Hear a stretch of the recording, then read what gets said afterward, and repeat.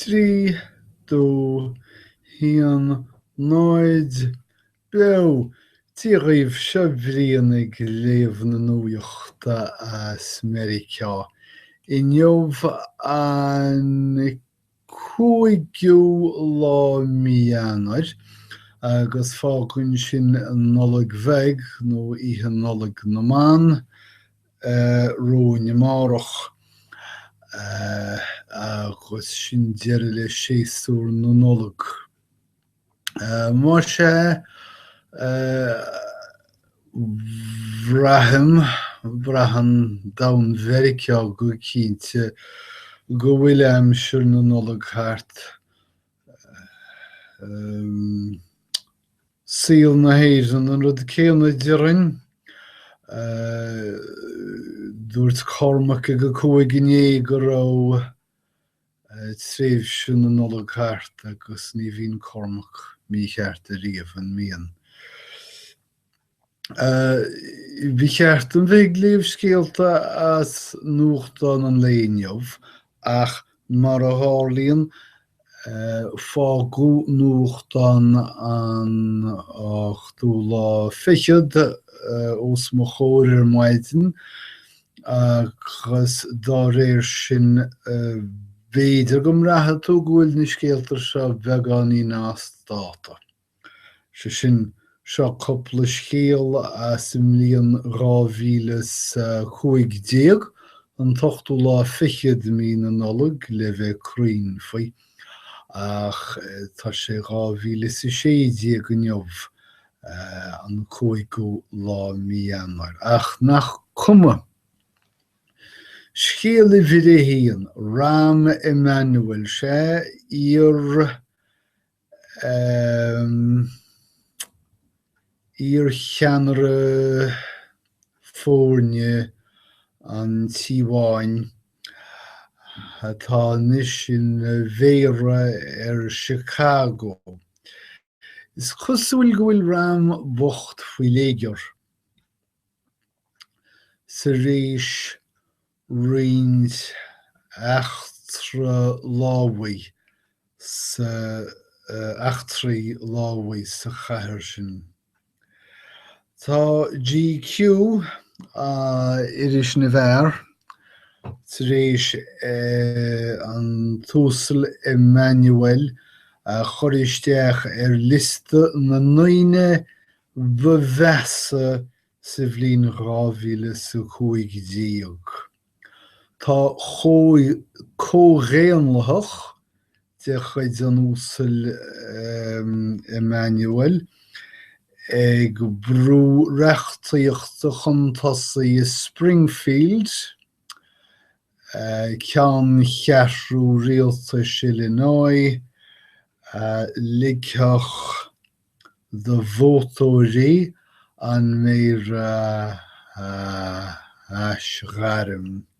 Ní dó bhfuilm go dár lóí sin nach léiríonn sé an frustrachas atá rionstain in Illinois faoi láthir. Siúl léirsóirí trí lár chathair Chicago le déanaí ag blocáil tráchta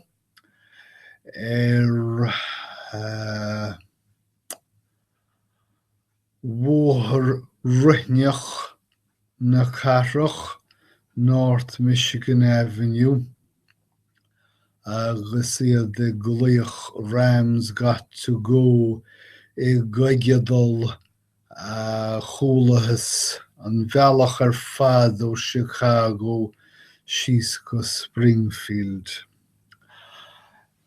Scríonn sé seo leog as sra heachtraí lámhaí I Chicago an ceann bhheasa díobh effigeach Pauline scaoil 6 filléir déag I gcorp déagóra goidim le Quan MacDonald, agus labhair mé faoin scéal seo a théanna Is féidir lína bheith cinnte gur sé filléir déag a bhí gceist, mar sin an méid pilléir a bhí in sa ghona agus dulmhaigh sé an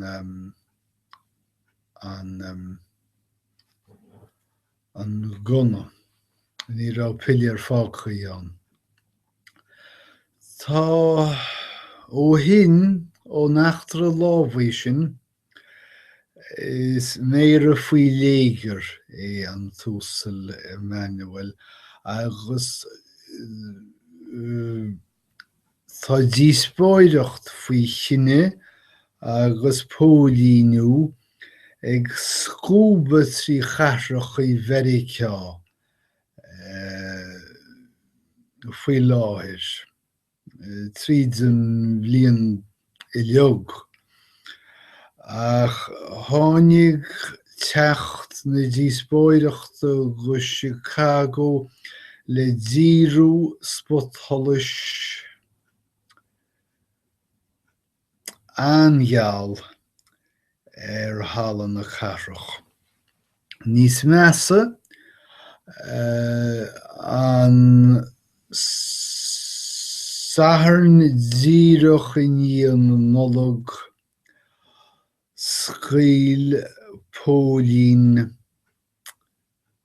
wara pólín fear 9 mbliana déag d'aois a ra meabhair galar agus duine eile nach raibh ag seasa thaobh agus ní dhearna an neachtar a lámhaigh sin ach an mionscrúdú a gcathair na pólíní agus an méire a dhéarú.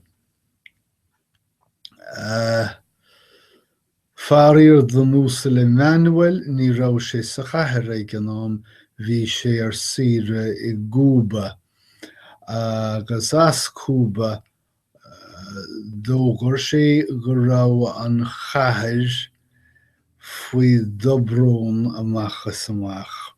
Go raibh fleagraí tuilte ag go bpobal agus go gcaithfear scrúdú a dhéanamh ar shréanáil pólíní i gcásanna meabhair galar.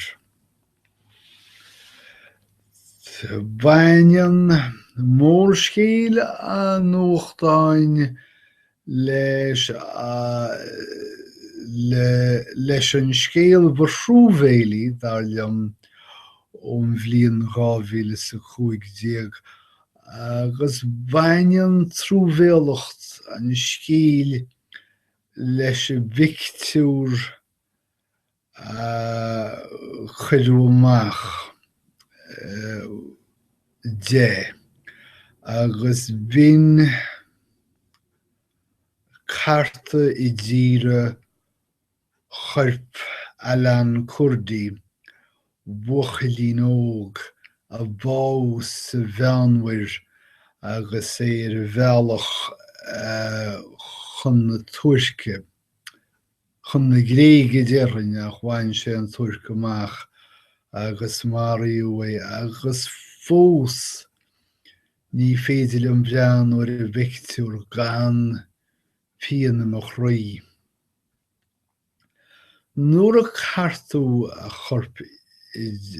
chorp Alan Kurdi i ddír ar shrás a tuairisc, ní hamháin gur chuir sé íochall ar an domhan pian na deifeach Síríach a thuiscint ach dhíre sé ard na meán ar an teaghlach go léir. Ní raibh sa bhuachaill sin nach bháil amháin de mórthaidhlach atá scapaí ar fud an domhan tar éis 5 bliana clampar sa tíre.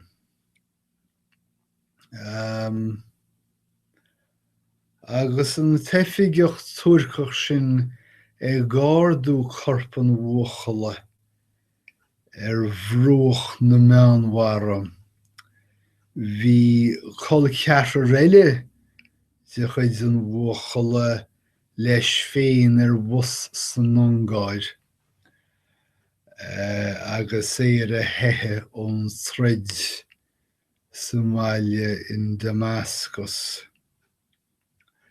Bhí antin I wastú in Istanbul. Bhabí ar a cíoch a agus a bhí amach agus a hinin gobar sealamnaí 8 nuairich le déag I monarcha dúthaothar. Anas gomach bhí an mabhard don teaghlach. Bhí na dosaín gaolta eile a deithe ón chogadh sa tíre nó ag pleanáil a nimiachta. Agus tharla nach raibh ach cúpla seachtain I ní an eachtra uafásaí seo gur réití an sin eile do thuras a dheall si de féin nach níonach sí. Dul amach bhuiir le ceathrar dá páistí chun an turas céanna a dhéanana is rinne Alan. Turas gúiseach amachas amach. Báfar le chéile muid ar sa siise nó máthraí muid le chéile agus déanaí muid tochaí. A dúirt inín de agus I deimhnú mar a dheimhnaí na 100,000 le Síríach. Nach raibh bhealach ar ais be agus go gcaithfí slándáil a bhaint amach trí dul sa ghátar, dul sa bhiontar.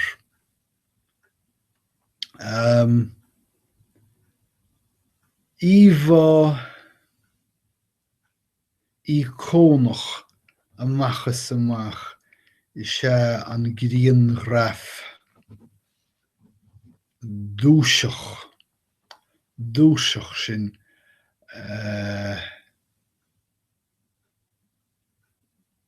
agus is siomból dúiseach é den héadóchas a bhfuil greimige ar chríoche na Síríach.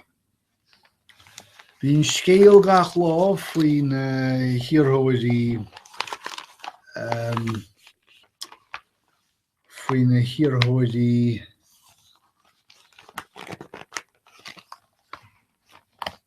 uachtaránachta go mbeadh le scéal tar an gcéal máirt ar scéal eile bhaineann scéal na uachtaránachta le Hillary Clinton agus mar a d'oibrigh sí faoi rún in Alabama chun cruthúnas áil go raibh leithcheall á imirt ar an gcinne ghorum. Tharla seo go luas nó 16 sa bhliain 1962. Dúsáid mé an focail leithcheallach níl mé cinnte ar bhéis nó focail a bhí teastáil. Luíofacht. Clúiontacht. Cha mé an focail luife a lorgan seo agla na hagla.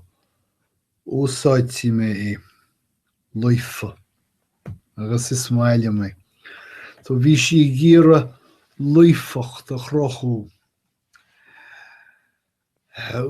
As glúin an scéal le chuirsís Hillary Clinton ag siúlisteach in chadamh nua príomháideach bhaile Dothan, Alabama lá theis saoraí 1972. Ní raibh sa nachadamh seo ach cúpla siomraí ranga tógchaí go gasta de bhlochannaí cnámhóige. Cnámhóg.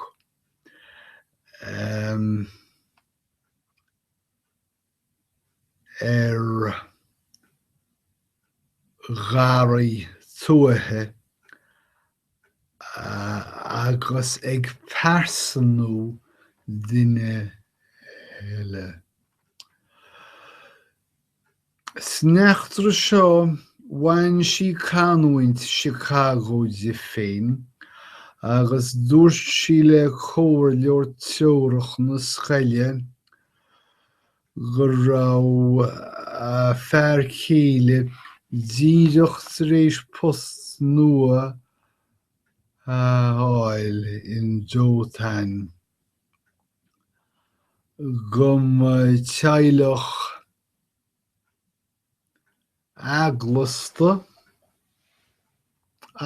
aglasúil iad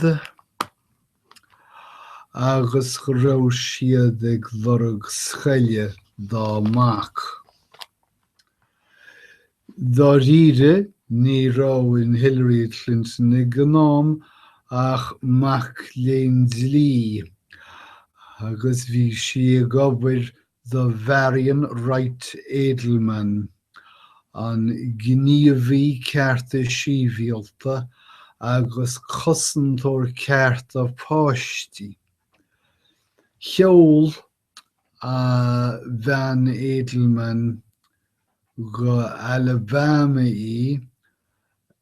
chun cabhairthabhairt chruthnúsa aimsiú nach raibh Réimeas Nixon ag chuireadh an cosc dlíthúil stádas síreáin a dheonú na hacadamh deailte seo. Acadamh tháinig ar a bhód go tobann tar éis cinne de chuid na cuairte uachtarí 1969 chuir íochail ar scoileannaí poiblí sa deisceart cótháthú a dhéanam. Ba bhisiún simplí é. Cruthú an raibh an scoil seo in Dothan ag gimmert le cheall de réir cinne nó nach raibh. Faoi dheire bheithásníos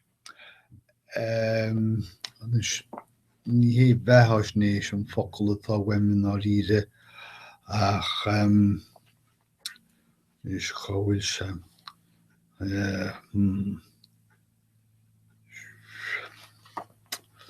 Úsáidtí mé mo chuimhne feartlaí ní hééis an focail atá weimach iad mar tá agam go róráin ó dáin é feartlaí ach bheithesníos na margus dócha, agus bhainnean an bheithesníos seo leis an ealaíontóir Ellsworth Kelly fúbás chupla seachtain jo hin. Ba ealaíontóir é a bhúnlaí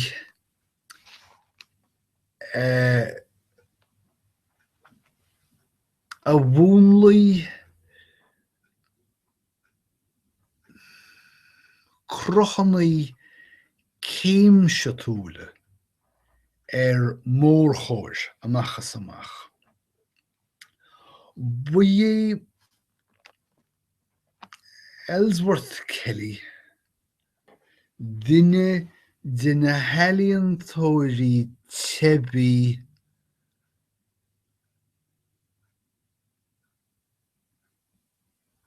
ba hábhachtaí sa fichiú haois. Agus sna bhlianta go luath ní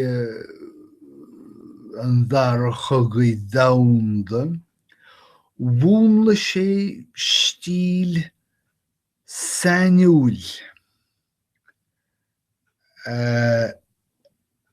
péintéireachta Meiriceánaí trí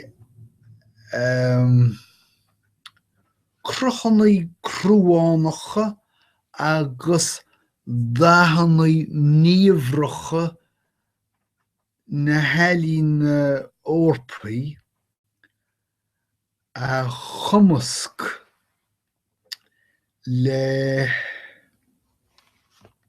crochannaí a drigú as síl léithúil Meiriceá. Dógar Matthew Marks in Manhattan a bhás.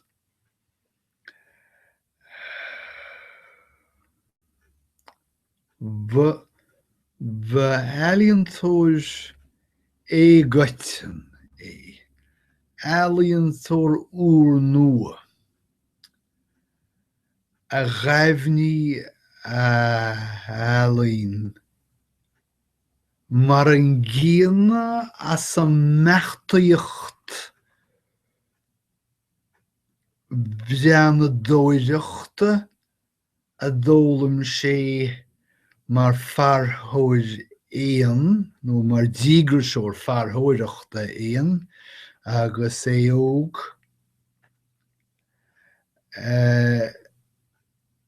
chumá céanna a deireadh le scileannaí a d'orbair sé agus é ag deara dúithníochta sé sin ceilistrim don airm agus as ceachtainaí tarraingt ua oibríoch a phic sé suas ó réalachas orpach. Bhí eolas donn aige stair na healaíne ach ba bheag tionchar a bhí ag ealaín comhaimsire cuma chomh raibh sé na chónaí nó cineáit.